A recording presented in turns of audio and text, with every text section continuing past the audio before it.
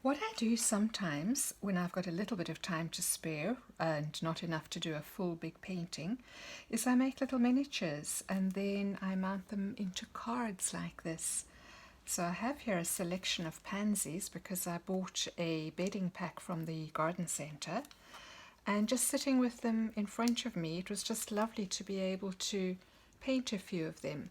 So I'm actually going to demonstrate how to paint one of these pansies, and I'm going to use a slightly bigger piece of paper just so that I can demonstrate more easily. And what I can do with this one, if it works out well, is I can mount it on one of these cards that you get in card making packs that are for Christmas. I don't think I'll use the red one here, but I think green could be nice because the pansy will have a green stem. So once that's finished, if I mount that on there, it will make a really special little present for somebody.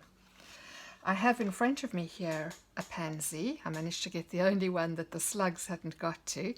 Just to talk you through the structure here. It has one main petal out the bottom, and to the side of that there are two, which I always think of as the wings coming out of the side. And then two large petals up at the top. One is always in front of the other, and sometimes it's the left, sometimes it's the right. And then in the center you have, non-botanical terms, a little sort of button in the middle, and almost like a little pair of lips to the side of that. And I normally start any drawing of a flower from the center because it gives me a kind of an anchor point. So I'm going to draw that little pansy there. I'm just going to tilt it slightly so that I can see it well, and it may not be as visible to you, but I need it to be balanced correctly. There we go. So I'm going to start in the center, putting in that little button there, and to the side of that put these two little, what I'd call the little lips. Already I've started too high on the painting, so I'm going to rub that out and bring it down a little bit because I need room for these top petals, which are quite tall. So again, the little button and the pair of little lips, and then coming from beneath that is my bottom petal, and it's got a lovely little fluted edge. I draw quite lightly because I don't want to have pencil lines showing through the paint once I've finished. So there comes a bottom petal, and then coming from here is one of the side wings, and again it's got a lovely little fluted edge. And here comes the one from the other side, which tucks behind the bottom petal, and there it goes. And then here I have the right hand petal being the one which is in front, and the left hand petal, oh, that one has a fold on it, that'll be nice to show you. And this one's got a notch out of it, and there comes the part with the little fold. Right, so that's enough of the drawing done, and I'm ready to start painting. Now, I've only got 3 colours on my palette there, a red, a blue and a yellow, although I do have 2 shades of yellow. That one's got more of the reddish tint in it, whereas that's more of a lemon. And I don't really need any more than that because although this is a purple flower, I can mix up that purple from the blue and the red together. Right, let me start to mix a little bit of paint. And the 2 bottom petals are purple in the middle and around the edge, but they're sort of over a creamy yellow. What I'm going to do here is to paint the creamy yellow layer first and to leave it to dry, and then I'll come back and put the purple over the top. The reason for that is purple is made from red and blue. If you add yellow to the red and blue mix, you'll have 3 colours in the mix and you'll get brown. So I don't want 3 wet paints mixing together to make brown before I'm ready for any kind of colour blending there. So I'll do the under layer, that sort of creamy yellow, and then I'm going to put the purple over that once it's dry. So that creamy yellow, if I look at it, I've got a lemon yellow there, and if I test out that colour, really it's not very pleasant. So I'm going to just add little amounts of the other colours to get a more neutralised form of that. So I've taken it to a sort of orangey red. If I add a little bit of blue into that, I'm getting a more neutral colour. Let's come back to the yellow. And I actually think that although that looks like a brown, it will probably dry lighter and be the perfect colour. Now I need to make more of it because I've got quite a large area to cover really.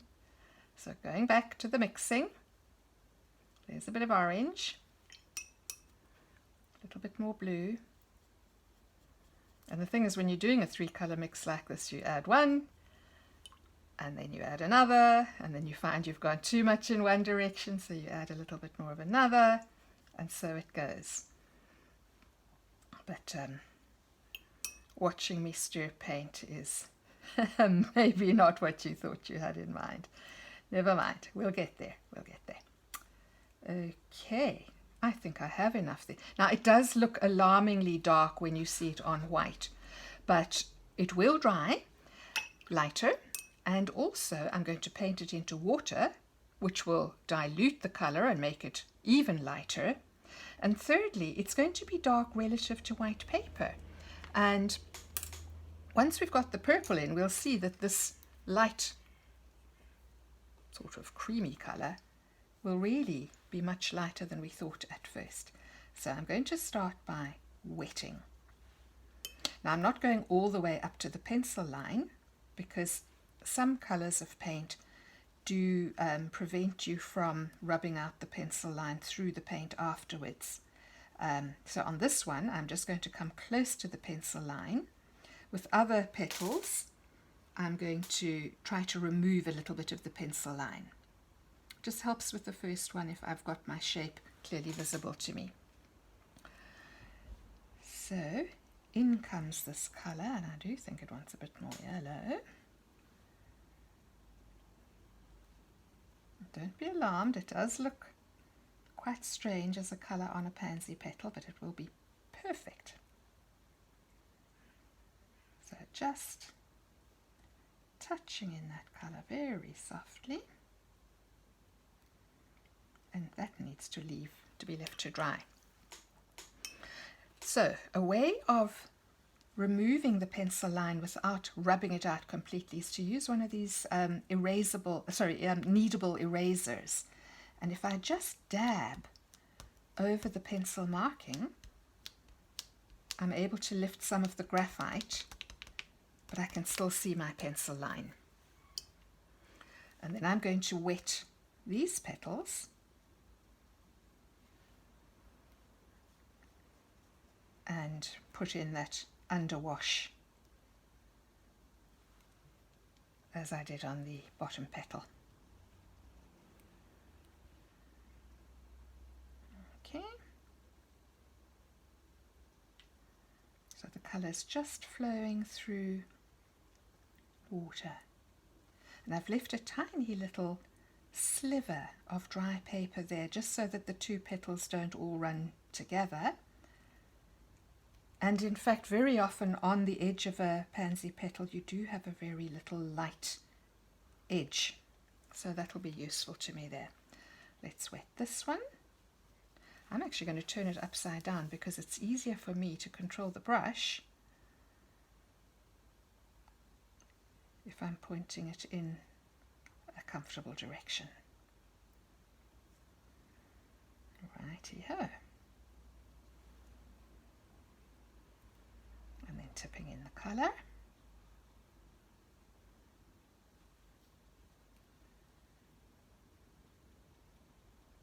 And the reason I needed to make up a big puddle of that colour was that, as you saw, it took a little bit of effort to mix up the colour I wanted.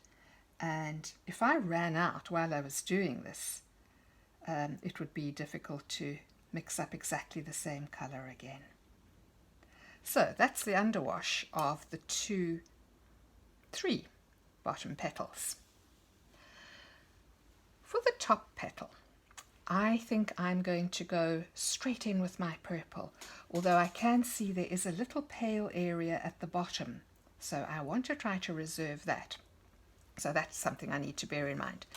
Now, to mix up the colour, there are purple paints that one can buy, but I do find that if you mix up a red and a blue, you can make lovely purples, and they're actually more interesting than ready mixed purples, because as the paint moves through the water and as it dries, sometimes the colours separate out from each other and you get a very interesting shimmering effect. Let's have a look at that. And the other advantage, of course, is if I look at that and I think I'd actually prefer it to be slightly more reddish, I just add a little bit more red into the mix, and there I get a more plummy purple, which is lovely. Or if I wanted to veer more to the violet, then I could just add in a little bit more of the blue. Right, again, I'm going to wet the big petal here. Now I've got to try really hard not to let the wet paintbrush touch this petal, which is not yet dry. Ideally, I would need to wait for this to be completely dry. But sitting watching paint dry is something that I'm quite happy to do, but might not be your best way of spending time. So wetting it. I always wet petals first before I paint when I'm doing flowers, because it's what enables you to get softly flowing transitions of colour, and you know, makes the petal look translucent. Okay, that might be a little bit too wet. Let's just wipe off a little bit of water and come back to my paint mix. I'm actually putting out a little bit more paint on my palette. Let's see now. The colours that I've used here are ultramarine blue and alizarin crimson, which is a lovely rich red. I have it here.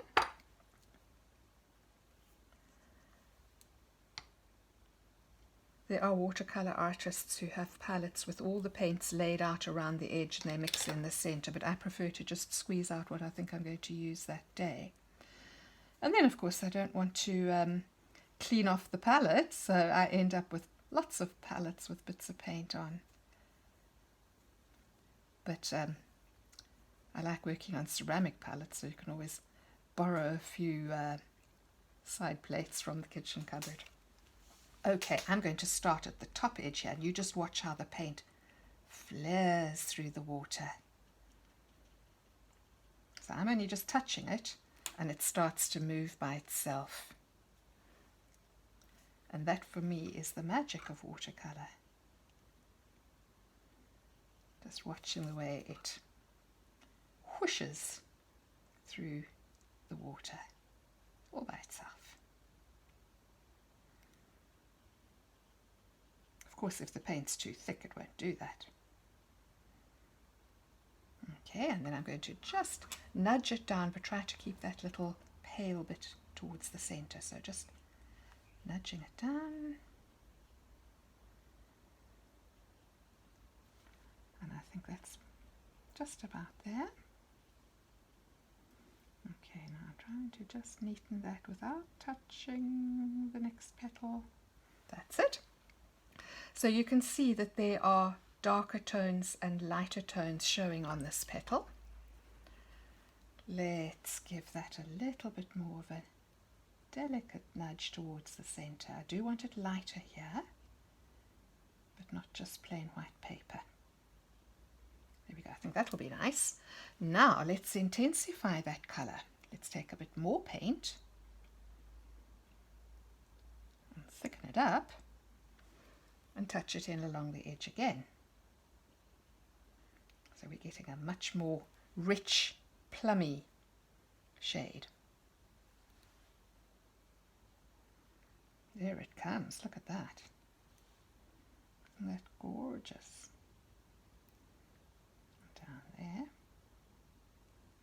And you'll notice that on the petals there are sometimes tiny little pleats. So I'm going to try and add in some of these pleats, just bringing in some little strokes of damp paint onto a damp surface so that they'll blend softly, softly.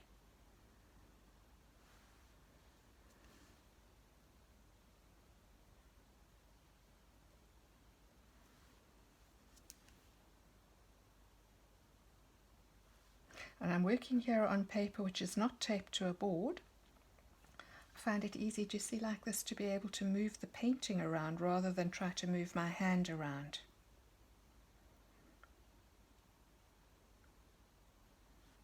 Let's see now. There we go, and just darken over here, putting in a few more little pleats.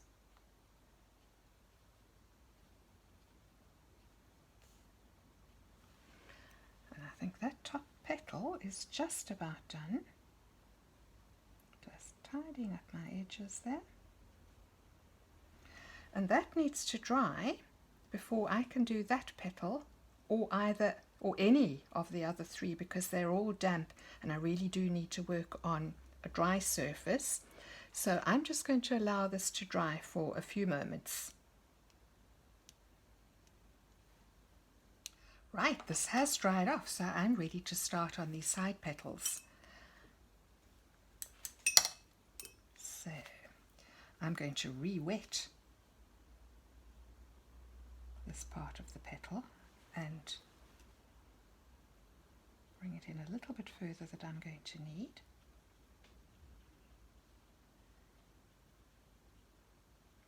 Let's do the same thing on this one.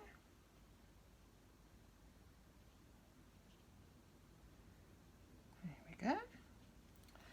And with a reasonably thick mix this time, because I don't want it to travel too far in the water, let's try just touching in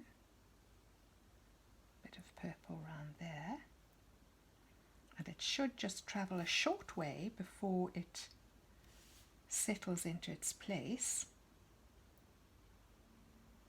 That's exactly what I'm looking for.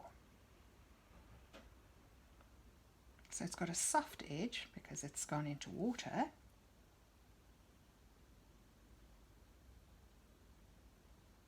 That's perfect. Let's see if we can do the same this side. Just turn it slightly. If my paint were too watery, it would travel too far. I think this is just right.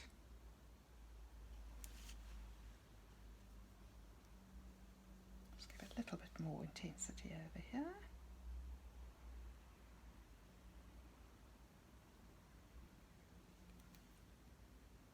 And over there. That's it. Super. And then I'm going to do the purple part here in a moment. Let's see if we can give a nice purple edging to the bottom petal. So again, wetting the area. Do you see now how this colour in the centre, which looked so strong against the white paper, is no longer quite as alarming looking? There we go. So I've got that petal wet. And again, mixing up a bit of the red and the blue together. Let's see now, and I'm going to turn it again, so I'm pointing my brush towards the edge of the petal. There we go.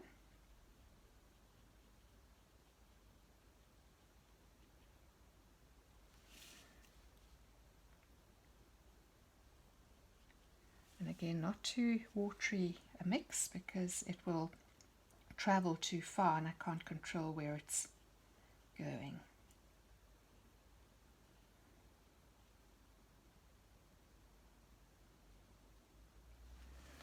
And I want this to come up a little bit further in the center, so I'm just going to work towards, from the center out there. There we go. Because the little edging here is slightly wider than on the side petals.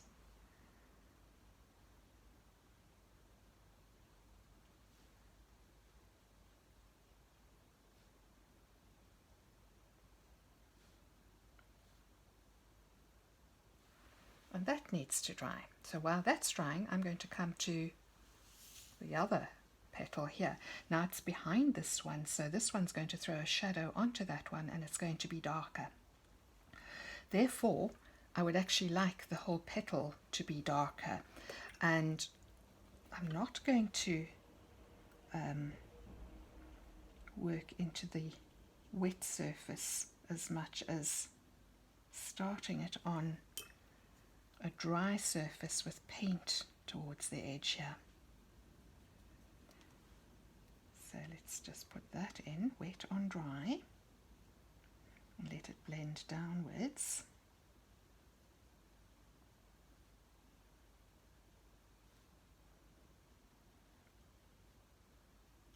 Like that. And because this is dry, I can now come right up to that edge and touch it. It's not going to mix together.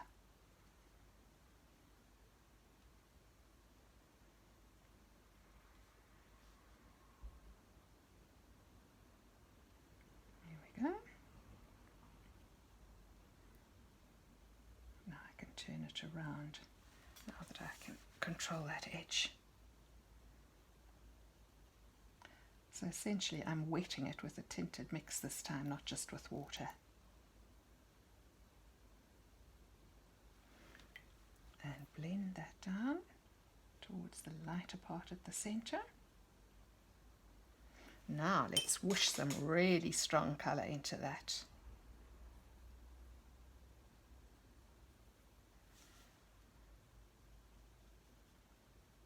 I'm just building it up wet in wet. Trying to get more intensity of colour in here. Whoop! Goodness me! I hadn't mixed that well enough. Well, that's intense colour, isn't it?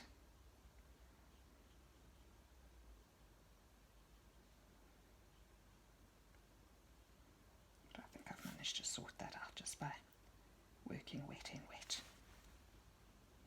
Well, that was one way of getting to intense colour quite quickly.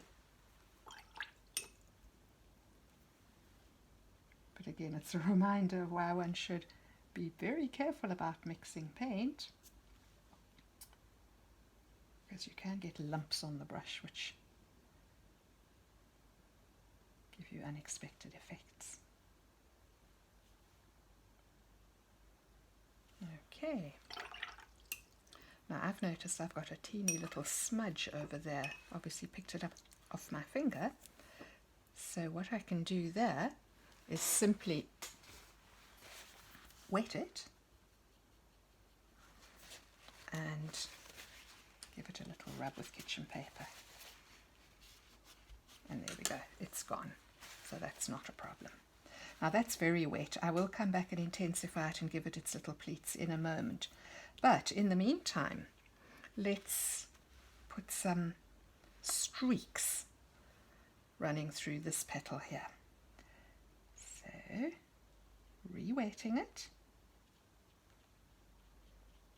And the reason for the re-wetting is that I want soft edges. I don't want painted on lines. Nice thick purple mix, and I'm going to touch it in from here.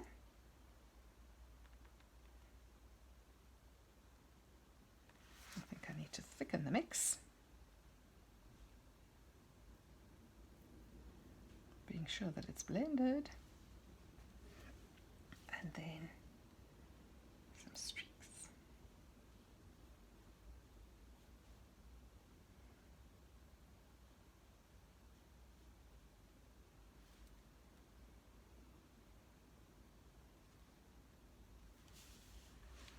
Come back to that in a moment. I just want to start on the other side.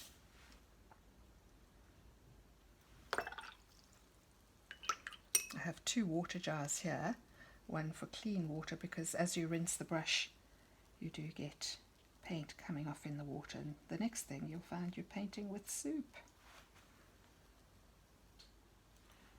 Okay, touching in. No, that's too watery. So more paint, less water. And in fact, if I just remove some water on the brush, that'll give me a little bit of a thicker mix. Okay, let's just pull that back towards there and see how that's coming along. That's quite nice. Not dark enough though.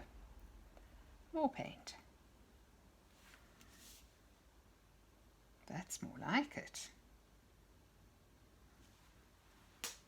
In fact, let's use that colour to run a few streaks through that one. And now I'm coming off that damp part onto a dry part, so I can get some little spiky edges onto these streaks. Let's do the same thing over here.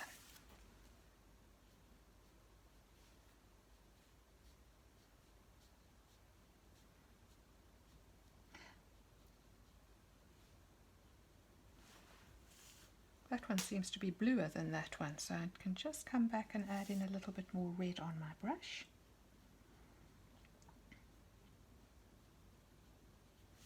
That's it, starting to look like a pansy. Now this bottom petal has very, very intense purple on it, so I think this one I'm not going to paint into water. I'm going to come straight on. Now I need to allow an area for yellow, so I'm just going to pencil it in there to remind myself not to paint over that part. I'm going to turn it around so I can flick away from me and just start building up some lovely dark purples here.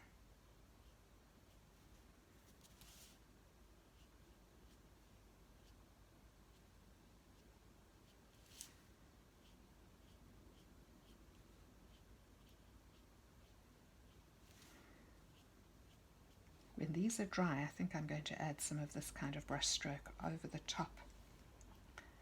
It's just a dry brush. And you see the texture of the paper is even showing, where sometimes it catches and sometimes it doesn't.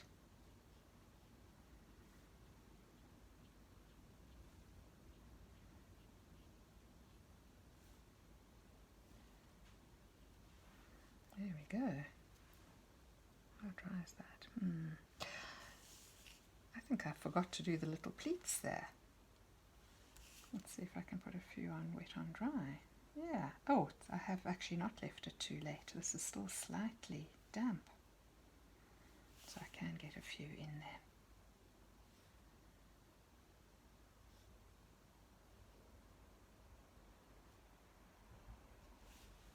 Don't want them to be hard lines though.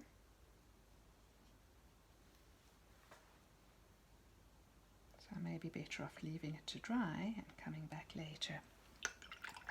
Now where my little petal folded over, I want to show the underneath of the petal, which is much paler than the top surface. So I'm just going to paint it in wet on dry paper. I may just give it a little bit intensity where it turns over. There we go. Okay, so that petal now really shows that it's turned over. Now I want to move on to the center. Let's have a look at it.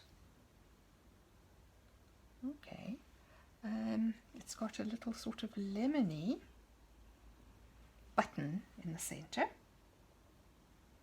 over there.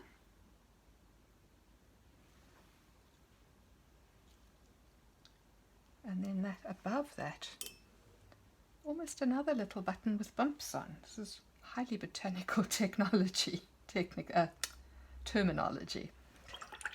And again, I've got a smudge from my hand there, so that needs to be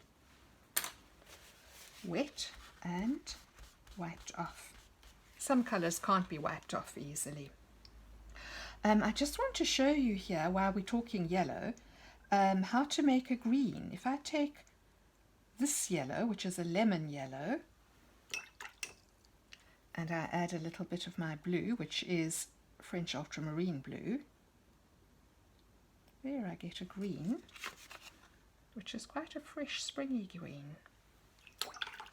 If I take that other yellow, which is a deep yellow, put that over there, rinse the brush, put a little dab of the blue into that, I get a very much darker green. And if I want to make it a very pale green, all I do is I add water. And look there, that's the same as that, but just with water added, because with watercolour we don't actually ever use white paint to make a colour paler. We use more water. So with that darker, now I'm really mixing nonsense. Let's use that just to put a little bit of a shadow underneath that button. Give it a third dimensional form. There we go. And I'm dying to put in this yellow part beneath, but this purple here is still damp, and if I put yellow with it, it may well all blend together, which might not be quite as pleasant. I really want it to show up as yellow. So let's move on to the little part above this button.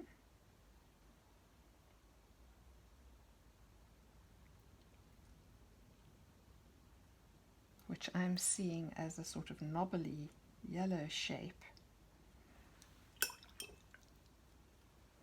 With a little bit of red just over here.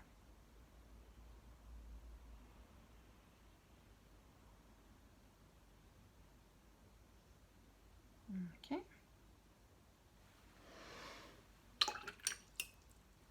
And, oh, I'm dying to put in that yellow. Shall we risk it? Ah, go on. If I'm very careful, my paint's not too watery, maybe I'll get away with it. So let's see. I'm not touching it, not touching. In fact, I want it a little bit less orangey. I'm moving towards the yellow paint,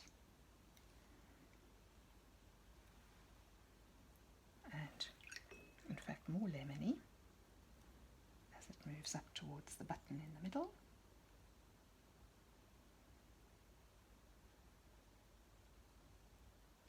There we go, and now let's just make this meet the purple. I think I'm going to get away with it.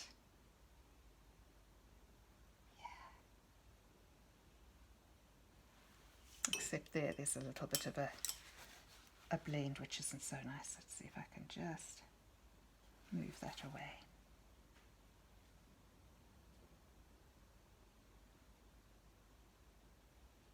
There we go, and I'd say that that is pretty much finished. I can fiddle away with it for a while, but I don't think it's really necessary. The only thing is, that's just a face floating in mid-air. So let's give it a stem. And it's a sort of, it's got to come from the center, so let's bring it out there and down. I'm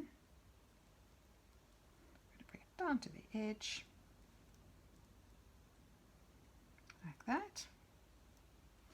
And then I'm going to use my darker green that I made just to give this stem a bit of a rounded effect.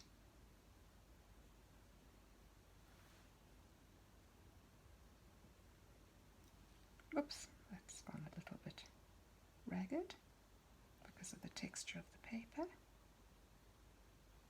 And there we go.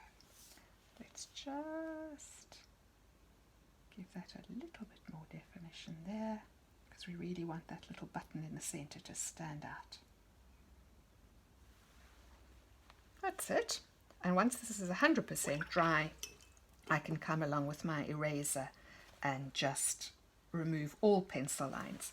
But I'd say that once it's dry, will be ready to be mounted on a card like that, and that would really, that's where the card is the gift. Make a lovely little present for somebody special.